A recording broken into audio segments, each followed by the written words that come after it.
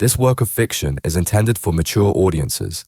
It contains themes of psychological horror and violence presented in a restrained manner. All characters and events are entirely fictional.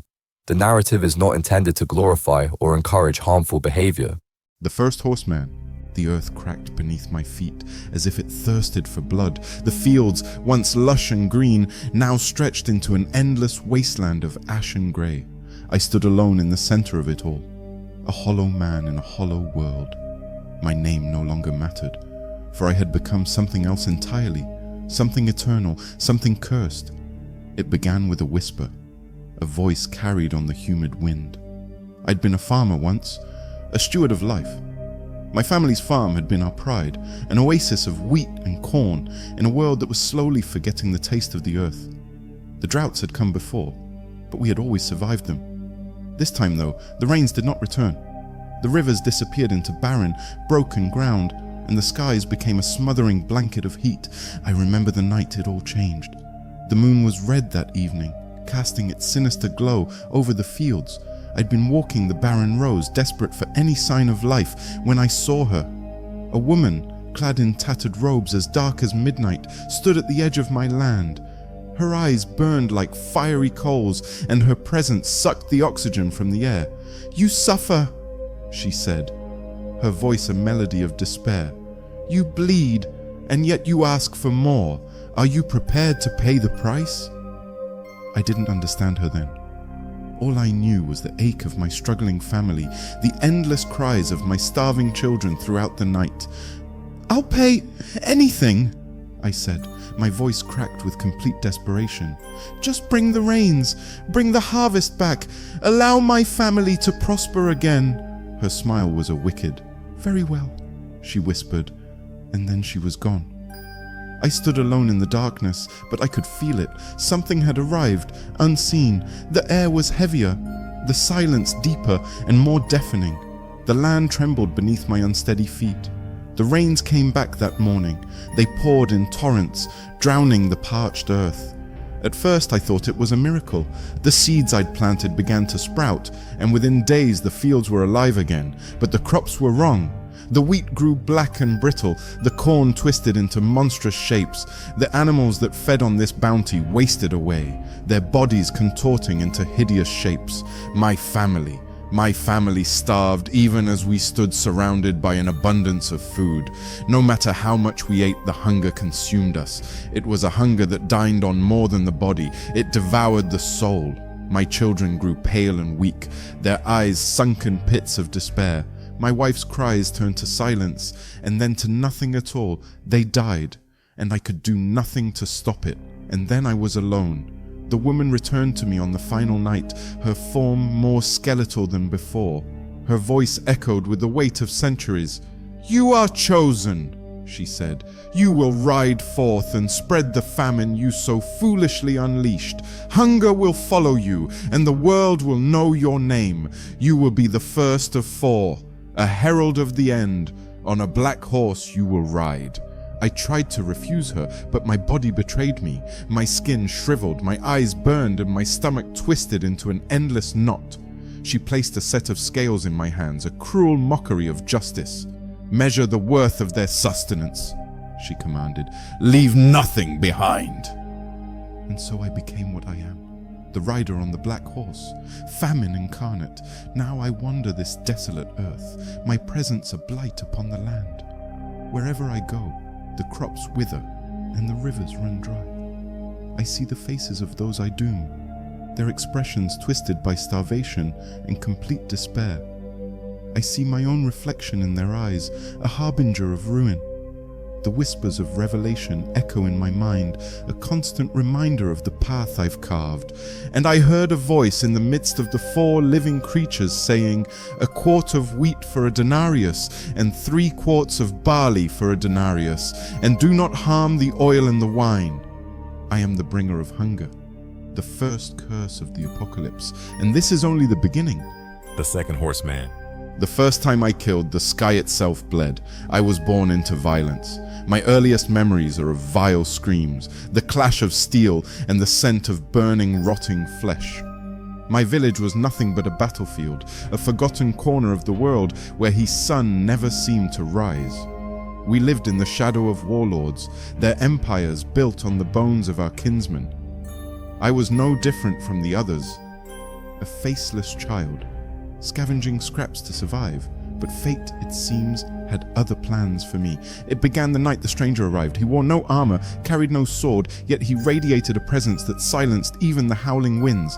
His face was obscured by a hood, but his voice was like the clap of thunder. "You crave power," he said, his words not a question but a statement. "I can give it to you." I shook my head. "I just want to survive."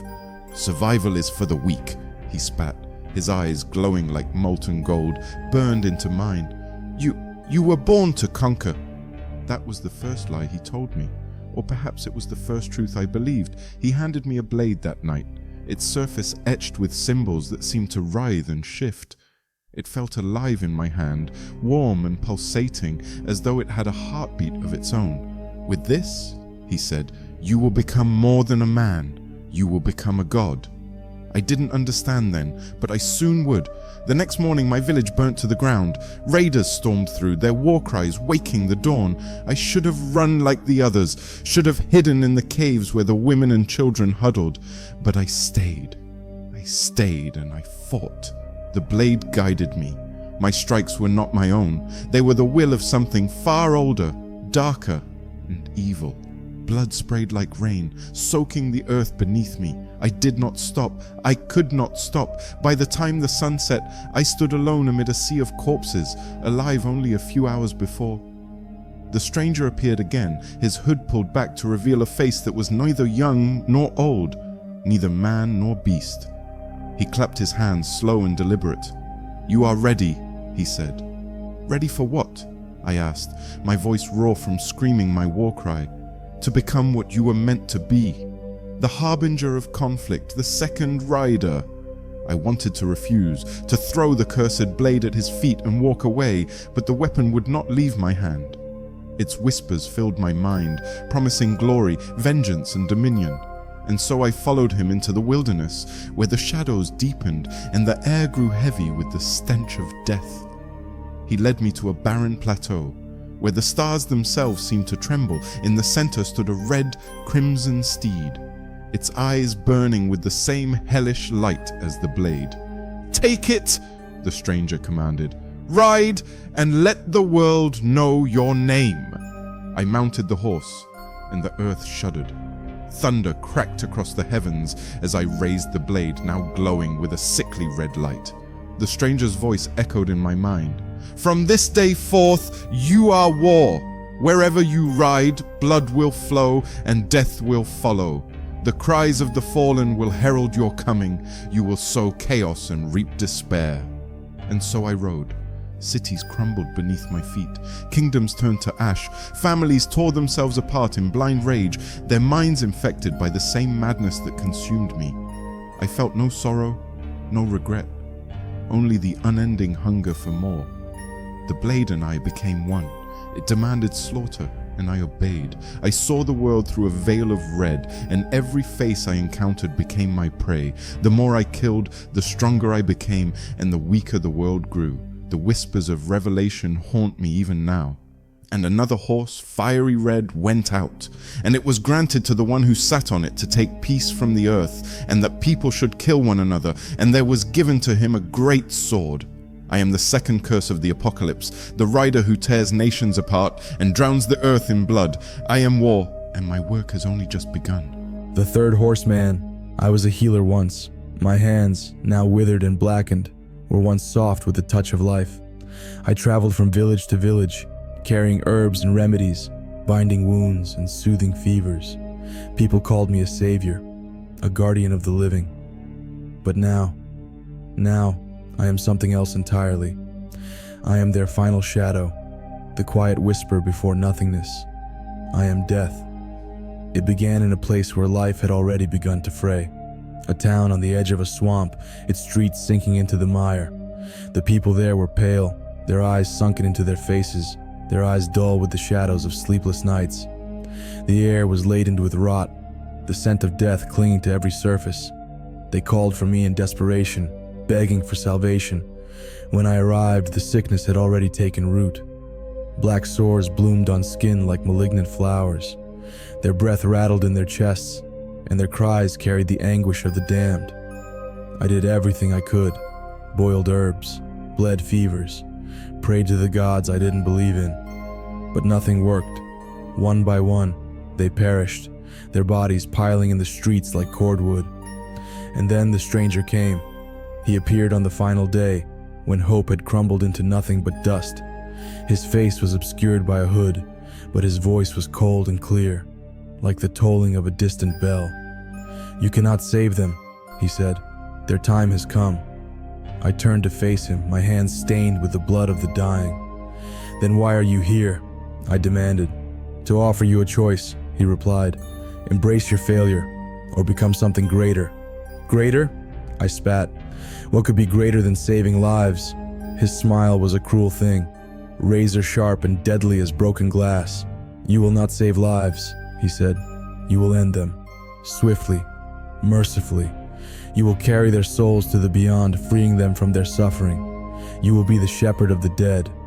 I wanted to refuse, to scream at him, to cast him out, but his words sank into me like poison, infecting my thoughts, my true will. Was this not mercy? To end their pain when there was no hope left, to take them into my arms and carry them gently into the afterworld. "I will guide you," he said, extending a skeletal hand.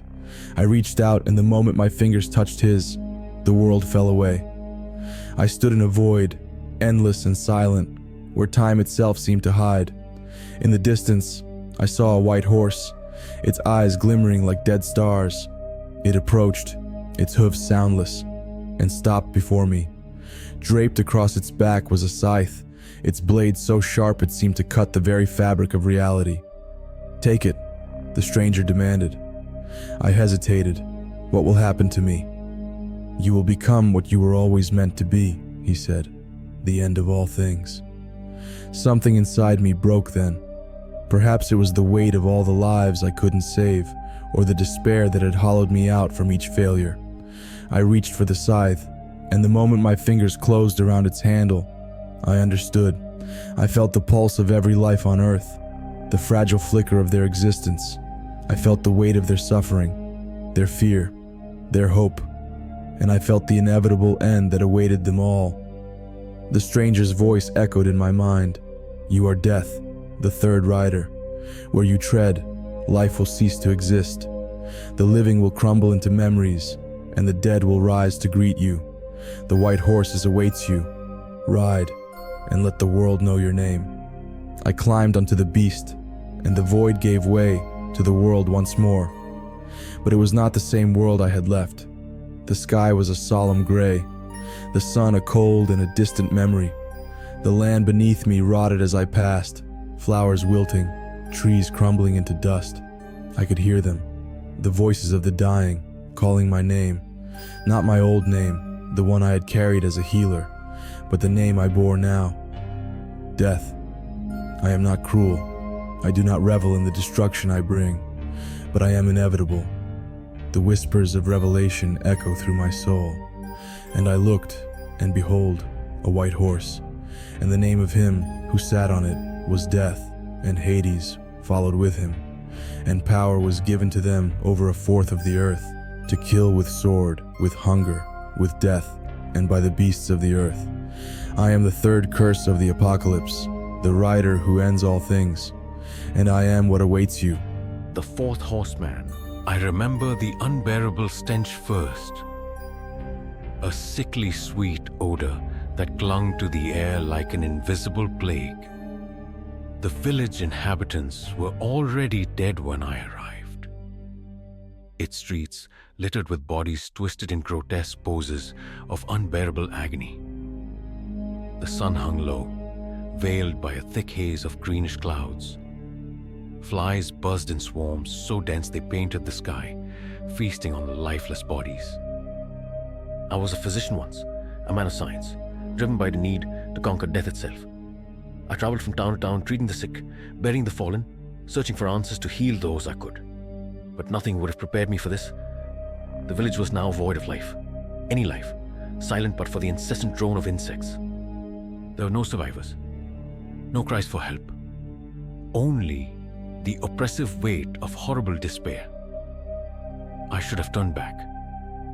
Instead, I stepped deeper into the ruin, my boots thrashing through puddles of congealed blood. Every doorway I passed revealed more horrors. Families huddled together, their skin marred by weeping pustules. Children clutching at toys with fingers blackened by necrosis. I'd seen death before, but this was something far worse. It was in the village square that I saw her. A woman stood amidst the carnage, her figure cloaked in a black robe of tattered, pestilent rags. Her face was hidden by a mask, an ancient thing of bone and leather, shaped like the curved beak of a vulture. Around her, the flies swirled in a living halo, drawn to her like moths to a flame. "You have come," she said, her voice a whisper that crawled all over my skin. "Who are you?" I asked, though my voice trembled. She tilted her head, the mask glinting dully in the sickly light. "I am the architect of this," she said, gesturing to the horrors around us. "And you're to be my slave." "No," I said, stepping back. "I came to heal, to stop this sickness." Her laugh was brittle, like the crack of dried bones. "Heal? Stop? There's no cure for what I bring. No remedy for the wrath that festers in the marrow of this world. You call yourself a healer, but your hands are stained with failure and death. Let me give them purpose." I tried to run, but the ground beneath me opened. From the soil erupted a swarm of insects, their bodies gleaming with otherworldly ooze. They crawled up my legs, burrowing beneath my flesh. I screamed silently as they filled my veins, my muscles, my mind. The world blurred and I collapsed to my knees. She approached, her steps deliberate. She placed a hand on my forehead, and I felt this fever ignite within me. My vision darkened, but her voice remained, a relentless presence. "You are Pestilence now," she said, "the bringer of plagues, the rider of the pale grey horse. Through you, the world will know suffering. The strong will wither, the weak will perish, and the earth will choke on its own poisonous corruption." When I woke, I was no longer the man I had been. My body was a husk, pale and blistered, my veins coursing with black bile. The insects swarmed around me, their whispers my constant companions. The village was gone, swallowed by a tide of rot that spread with every step I took. The grey horse waited for me, its eyes gleaming red with malice, its flesh pocked with festering wounds. The scythe was not my weapon. Instead, I bore a vial, filled with a liquid so dark it seemed to consume light. I carried it into the world, letting its contents spill into rivers and seep into the earth. Wherever I went, pestilence followed. Cities became graves, their streets choked with the dead. The air grew thick with sickness, and hope withered like the infected flesh of those I touched. The whispers of revelation echoed in my mind, and I looked, and behold, a pale grey horse. And the name of him who sat on it was Death, and Hades followed with him. And authority was given to them over a fourth of the earth, to kill with sword, with hunger, with death, and by the beasts of the earth. But I was not Death. I was his precursor, the rot that paved his path. The diseases I unleashed were not merely physical. They were spiritual, infecting the soul, corrupting all will to live. I saw their faces as they let go of life. Terror, despair, resignation, and then nothing. I'm the fourth curse of the apocalypse, the rider who spread sickness like fire through a dry forest. I am Pestilence, and I will not stop until the world is a wasteland of the dying and the dead. The epilogue, and God wept. The earth lay still, a barren, silent wasteland. The winds that once carried the songs of life now whispered only the echoes of desolation. The four horsemen had ridden their paths, leaving nothing but ash, ruin, and silence in their wake. All creation had ceased, and the once teeming planet stood as a graveyard due to its own arrogance. And in the infinite expanse beyond, God wept. It was not the wrathful cry of vengeance nor the mournful wail of despair. It was silent and still, each tear an acknowledgement of the failure of his most cherished creation, man. He gazed upon the void where once there had been gardens, forests, oceans alive with life, sounds and beauty, all gone, swallowed by the greed, hatred, and apathy of the very beings he had made in his image to keep this paradise protected. God spoke then, not with thunder or flame, but with the quiet sorrow of a parent who had watched their children loose all that he had given them so freely, and with love. I gave you the breath of life, he said, his voice resonating across the dead earth. I molded you from dust, a fragile thing, and breathed into you the gift of life. I gave you free will, that you might choose love and compassion, that you might care for one another and for the world I entrusted to you. He paused, his gaze sweeping over the emptiness. And yet, in the end, you chose greed and destruction. You turned against one another, consumed by jealousy, narcissism, and pride. You poisoned the rivers and slaughtered the animals. You made war upon yourselves and upon the very ground that sustained you. You became harbingers of your own ruin, and now, death. God closed his eyes, the weight of all existence bearing down upon him. I asked you to be shepherds, he continued, to nurture and protect the life that I created for you.